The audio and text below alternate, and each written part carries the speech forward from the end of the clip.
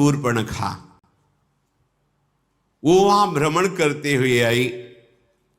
पीछे जब सत्संग प्रारंभ हुआ था भगवान श्री राम के चरित्र का, तब आया था विश्रवा को कुबेर जी ने सेवा में 3 नवयुवतियां जो मायामयी और बहुत सुंदर थी, एक पुष्पोत्कटा और मालिनी और राका। पुष्पोत्कटा से रावण कुंभकर्ण, मालिनी से विभीषण और राका से ये शूर्पणखा और खर, इनका प्रादुर्भाव हुआ था। विश्रवा जी पुलस्त जी के ही अंश से प्रकट हुए थे। उत्तम ब्रह्म ऋषि हैं जो ब्रह्मा जी के मानस पुत्र कहे गए हैं, पर क्रोध भाव से कुबेर जी के साथ द्वेष करते थे। प्रारंभ में सुना था उस भाव का प्रभाव हुआ कि माता राक्षसी कुल की थी, तो ये राक्षस स्वभाव वाले प्रकट हुए। पर बड़ी विचित्र लीला, उनमें से विभीषण जी भगवान के परम भक्त, तो ये बहन ही हुई, पिता एक ही है और माता अलग अलग है। ये घूम रही थी, पता नहीं कौन सा सौभाग्य भगवान पर इसकी दृष्टि पड़ी और मोहित हो गई। यद्यपि ये बड़ी भयावनी और राक्षसी स्वभाव की, उसने देखा भगवान श्री राम को तो हृदय में विकलता हो गई। ऐसा सुंदर रूप, अपने को रोक नहीं पाई। प्रणाम है भैया, भगवान के रूप में कौन नहीं मोहित हो जाएगा, प्रणाम है। पर भाव कुछ दूसरा है इसका, आंतरिक। जैसे प्रेम तो गोपी जनों ने भी किया और प्रेम मथुरा की कुब्जा ने भी किया, पर जय जयकार कुब्जा की नहीं, गोपी जनों की ही। श्री कृष्ण सुखार्थ निष्काम प्रेम गोपी जनों के हृदय में है। और थोड़ा तो इसलिए श्री शुकाचार्य जी ने तो उसके लिए दुर्भगा शब्द का भी प्रयोग किया है कुब्जा के लिए। गोपी जनों की चरण रज तो बड़े बड़े महापुरुष बंधन करते हैं। प्रभु के रूप को देखकर एक कामाशक्त हो गई, वैसे फिर भी प्रणाम करने लगा योग्य है। कोई ऐसा है ही नहीं, जब काम स्वयं काम से युक्त हो जाए प्रभु को देख के, कोटि काम के मन को मोहित करने वाले प्रभु का रूप है। पर कुछ भाव कुछ दूसरा है। इसके पति का नाम विद्युज्जुहा है। ये काल के राक्षस का प्रधानमंत्री है। रावण ने जब आक्रमण किया तो विद्युज्जुहा ने, प्रधानमंत्री था, उसने कहा कि तुम्हारी जो ये इच्छा है कि संपूर्ण ऋषि मुनियों को नष्ट किया जाए और राक्षसी राज्य हो, इसमें हम सहयोग नहीं करेंगे। ये शूर्पणखा का पति था विद्युज्जुहा। उसकी कोई आज्ञा का उल्लंघन कर दे बर्दाश्त नहीं था, तो रावण ने मार डाला था उसी दिन। अब जब पति को भी मार डाला तो उसके आगे किसका बस क्या है। तो रही थी अपने भाई खर के समीप ही पंचवटी में, पर सोच रही थी कभी ऐसा अवसर आएगा तो तेरा विनाश मेरे द्वारा ही होगा। तूने मेरे पति को मारा। वो राक्षस तो था विद्युज्जुहा, पर धर्मयुक्त था। वो कहता ऐसा नहीं, आप ऋषि मुनियों को मारे, राक्षस राज साबित करें, इस पे हम आपका सहयोग नहीं करेंगे। तो मार डाला उसने, क्योंकि जो अपने स्वार्थ में अंधे होते वो रिश्ते नातों का सम्मान नहीं करते। अब ये स्त्री शरीर में थी तो राक्षसी, पर मन मारे बैठी थी कि कोई हमें ऐसा। अब खर, दूषण, तीसरा, ये सब अनुगामी थे रावण के, रावण की आज्ञा पे चलते थे। तो सोचा कि अगर इनसे भी जरा बोलेंगे तो हमें मार डालेंगे। रावण का विरोध कोई कर दे ऐसा है ही नहीं। त्रिभुवन में कोई नहीं था कि उसके खिलाफ कोई बोल सके। अंदर ही अंदर सोच रही कभी तो अवसर मिलेगा, जीवन व्यतीत करूंगी, लेकिन जिस दिन अवसर मिलेगा इसका नाश करवाऊंगी।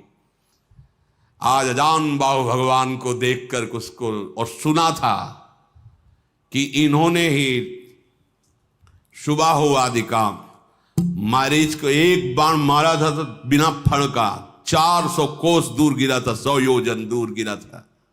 ताड़का का वध किया, विराध का वध किया। उसको पता था, समझ गई कि कोई साधारण बलि ताड़का को नहीं मार सकता था, सुबाहु को नहीं मार सकता था, विराध को नहीं मार सकता था। इसका मतलब ये महाबली हैं, एक बार इनसे मिल के देखती हैं। तो प्रभु से कह रही तुम सम पुरुष, क्योंकि आपने भी निश्चय किया है, निश्चरहीन मह करूं भुज उठाए प्रणकीन, और मेरा भी आंतरिक निश्चय है कि इसको बर्बाद करके छोड़ूंगी, जिसने हमारे सुहाग को उजाड़ा है। पर बोल नहीं सकती थी।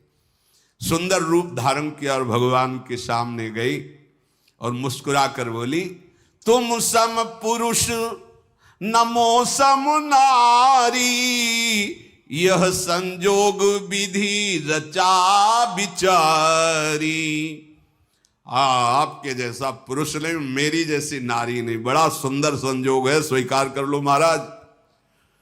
मम अनुरूप पुरुष जग माही, देखूं खोजी लोक तिहु नाही, ताते अब लगी रहूं कुमारी, मनुमाना कछु तुम्हीं निहारी।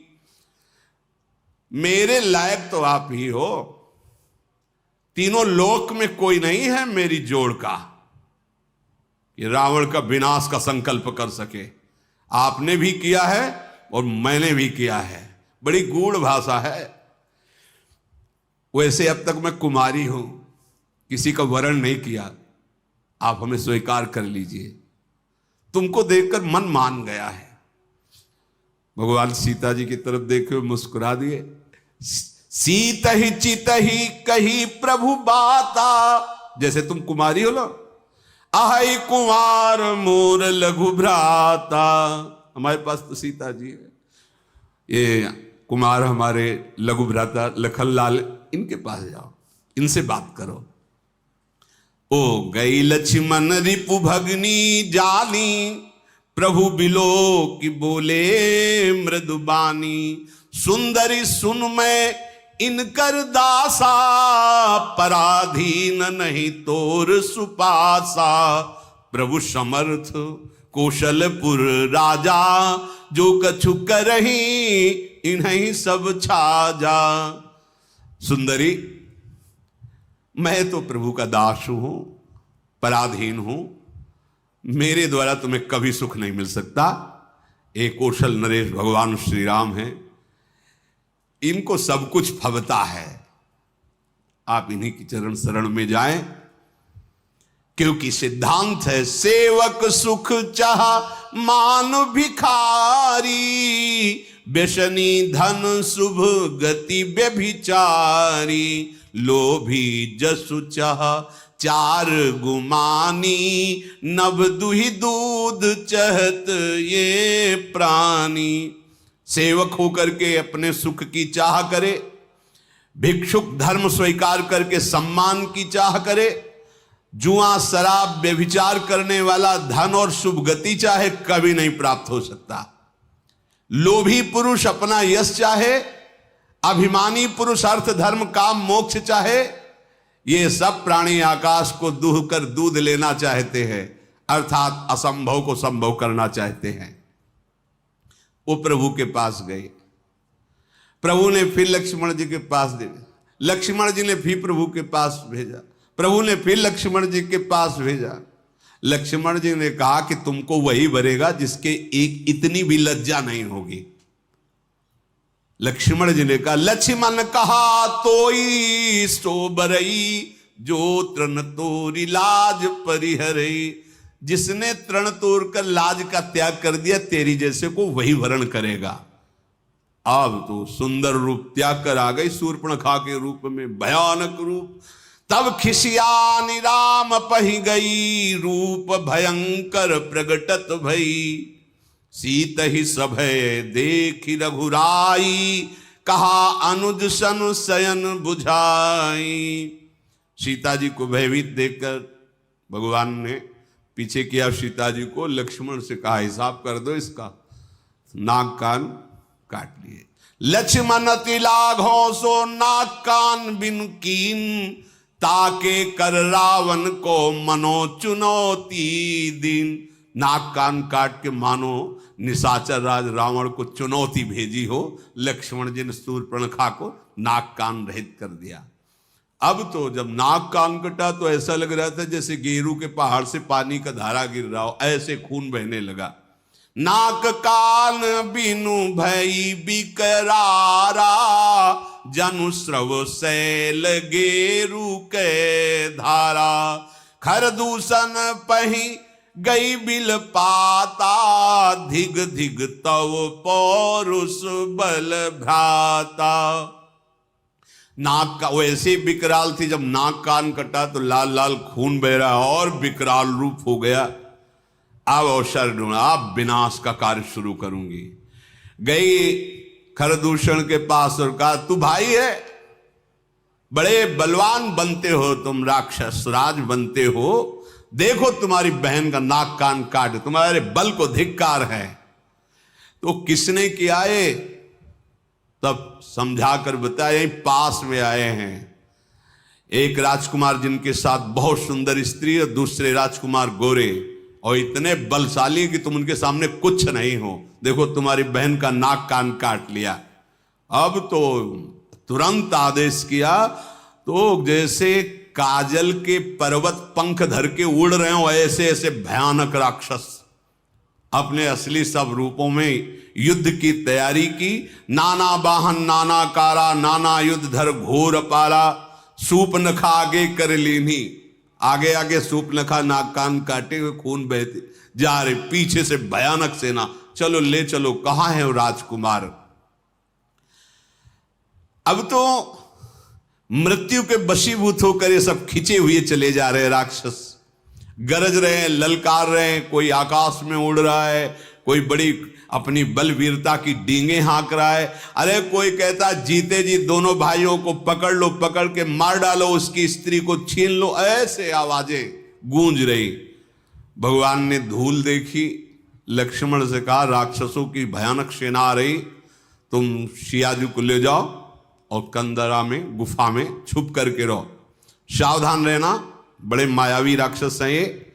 लक्ष्मण जी धनुष पर प्रत्यंचा चढ़ाकर बाण ले हुए सीता जी को आगे करके गुफा में जाके सीता जी को विराजमान किया।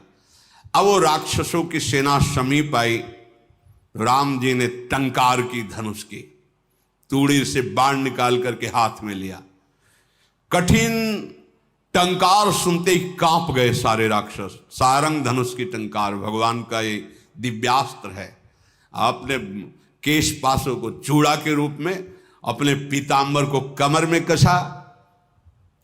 आई गए बग मेल, धरहु धरहु धावत सुभट, जथा बिलो की अकेल, बाल रवि घेरत दनुज। पकड़ो पकड़ो, मारो मारो, ऐसा कहते हुए खरदूषण तीसरा पूरी सेना सब नजदीक आ गई। जैसे बाल सूर्य जब उदय होते हैं तो मंदेह नाम के दैत्य मानो घेर लिए हों, ऐसे भगवान को चारों तरफ से घेर लिया। भगवान ऐसे मंद मुस्कुराए सबकी तरफ दे, ये पहला बाण है।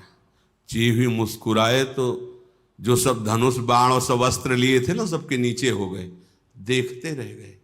इतने सुंदर राक्षस है, मारने आए, देख रहे। खरदूषण ने देखा कि यहां तो मारने आए थे, यहां तो सब लुट रहे। भगवान को जब देखा तो उसने कहा मंत्री से कि मेरी बात इनसे कहो। कोई ऐसा आज तक मैंने देखा नहीं जैसा इनको देखा है। नाग असुर सुर नर मुनि जेते, देखे जीते हते हम केते, पर हम भरी जन्म सुनो सब भाई, देखी नहीं है सुंदरताई। इतना सुंदर रूप तो हमने कहीं नहीं देखा। सुनो, यद्यपि इन्होंने हमारी बहन को कुरूप किया, पर इनको मारेंगे नहीं, बहुत सुंदर है। देखो ये बात, भगवान के रूप को देखकर घोर निशाचरों के हृदय में भी प्रेम का स्फुरण हो रहा है। यद्यपि भगिनी कीन कुरूपा, बधलायक नहीं पुरुष अनुपा।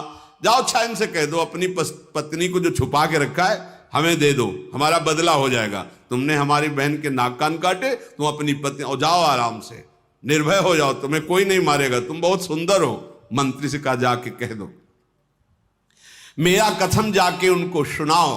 दूत ने जाके भगवान श्री राम जी से कहा, तो भगवान मुस्कुरा करके बोले, देखो तुम जानते नहीं हो हम क्षत्रिय राजकुमार हैं, तुम्हारे जैसे पशुओं का वध करना हमारा शिकार खेलना होता है। हम क्षत्रिय मृगया बन करही, तुमसे खल मृग खोजत फिरही। तुम्हारे जैसे राक्षसों का वध करना हमारा स्वभाव है, और तुम जहां लड़ना चाहिए वहां हमें सलाह देने आए हो। अरे तुम जानते नहीं, तुम हमें बालक मत समझो, काल भी हमारे सामने खड़ा हो जाए तो हम उससे पराजित होने वाले नहीं हैं। दैत्य कुल का नाश करना और मुनियों की रक्षा करना यह मेरा संकल्प है। तुम्हें हम बालक दिखाई दे रहे हैं, लेकिन दुष्टों को दंड देने के लिए संग्राम में आज तक कभी पीठ दिखाया हो रघुवंशियों ने, ऐसा प्रमाण नहीं मिला, और उसी वंश का मैं हूं।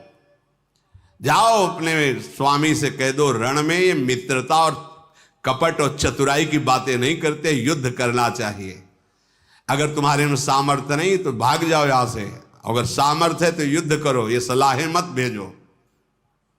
ये जो ही बात कही तो जल गया खरदूषण।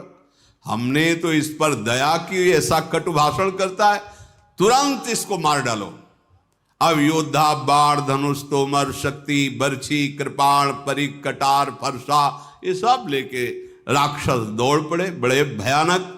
सावधान हुई धाये जान सबल आराती, लागे बरसन राम पर अस्त्र शस्त्र बहुभांति। तिनके आयुध तिलसम करि काटे रघुबीर, तानि सरासन श्रवण लगी पुनि छाड़े निज तीर। भगवान ने अपने दिव्यास्त्र के द्वारा जितने राक्षसों के अस्त्र थे सबको काट दिया, और बहुत खींच करके जोर से बाण का संधान करके, बाण ऐसे फुफकारते हुए अमोघ बाण भगवान के हैं, कोई ऐसा नहीं बच रहा जो सामने खड़ा हो सके। कुछ कटते जा रहे हैं कई कई जगह से। जब बड़े बड़े निशाचर देखते भागना शुरू किया सामने से। जब भाग रहे तो खरदूषण लौट करके आवाज दिया, अगर कोई आप पीठ दिखाकर भागा तो मैं उसे मारूंगा। युद्ध में अकेले हैं और इनसे सब पीठ दिखा, आज तक न जाने कितने वीरों को मार के खा गए, मुनियों को खा गए, ये भी मुनि वेश में, इनको तुम पीठ दिखा रहे हो। कुपित जान करके कि हमारा जब स्वामी ही कुपित, फिर लौटे आए। प्रभु कितनी शीघ्र बाण चढ़ाते हैं, संधान करते हैं, किसी को पता भी नहीं चलता। किसी की छाती, किसी का सिर, किसी का भुजा, किसी का हाथ पैर कट कट करके गिरने लगे। पहाड़ के समान राक्षस, तो वहां रक्त की धारा बह रही है, हाहाकार मच गया।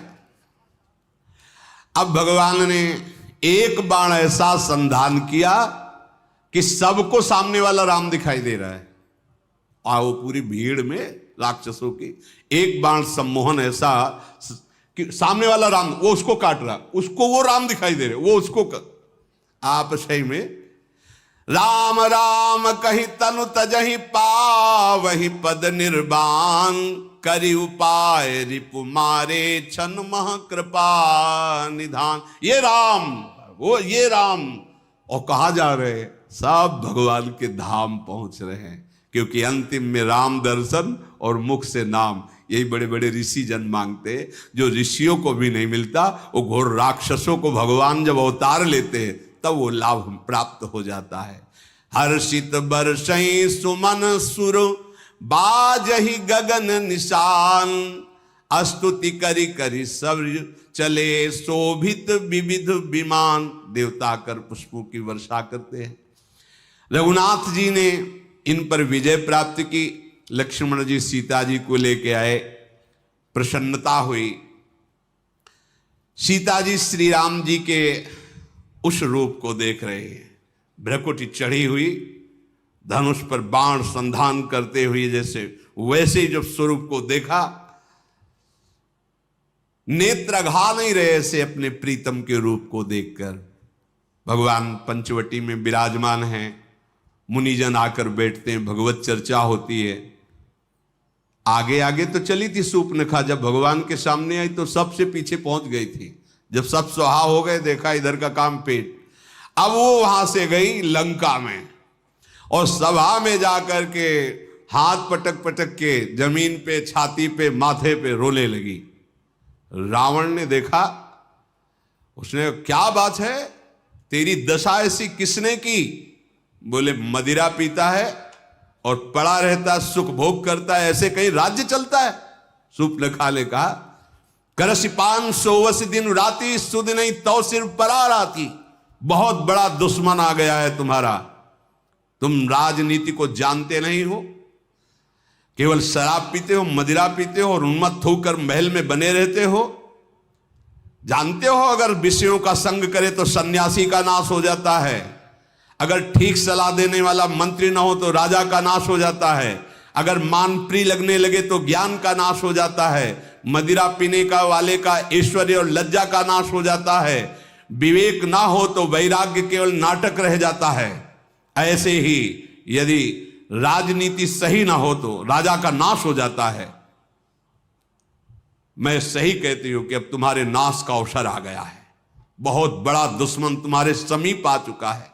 दुश्मन को और आग को कभी छोटा नहीं समझना चाहिए। रावण, तू अपने अभिमान में है और सभा में तेरे जैसे भाई के होते हुए मेरी नाक कान काट ली गई, ऐसे चिल्ला चिल्ला के, तेरे जीते जी मेरी ऐसी दशा। सारी सभा खड़ी हो गई क्रोध से। शूर्पणखा बाह लंबी कर करके रावण से, तेरे जोश में चढ़ाए, अब तेरा विनाश होगा। क्योंकि ये बात तब नहीं कहती जब सुहाग उजाड़ दिया था कि तेरे होते हुए तेरे हाथों से सुहाग, नहीं, अब आज अपनी बात बता करके वो रोने लगी। तू ये तो बता, कौन सा